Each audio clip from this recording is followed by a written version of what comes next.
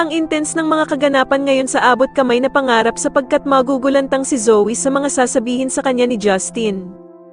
Dito nga ay kukumprontihin ni Justin si Zoe kung bakit siya tinanggal sa mana ng Lolo Pepe nila kaya naman ay hindi malaman ni Zoe ang sasabihin niya.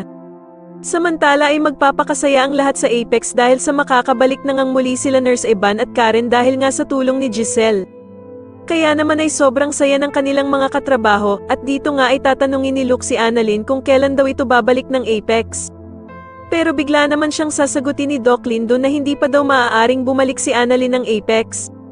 Samantala ay manginginig na nga sa takot itong si Moira matapos ang mga sinabi ng abogado at natatakot nga ito na baka daw sila isumbong ni Don Pepe kapag nagising na ito.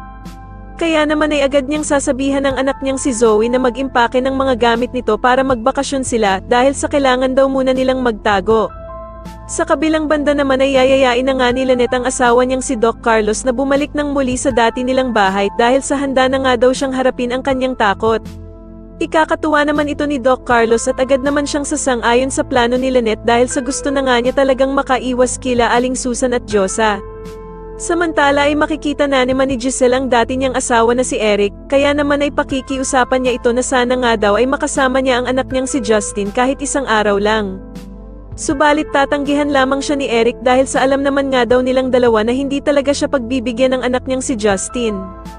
Sa tingin niyo dito na nga kaya malaman ni Justin ang totoo na hindi totoong apo ni Don Pepe si Zoe, mas lalo na nga talagang nagiging exciting ang mga susunod na kaganapan kaya naman ay mas lalo pa nating abangan ang mas lalong gumigandang abot kamay na pangarap. Maraming salamat po sa inyong panonood at sana po ay mas subscribe niyo ako. Maraming salamat po.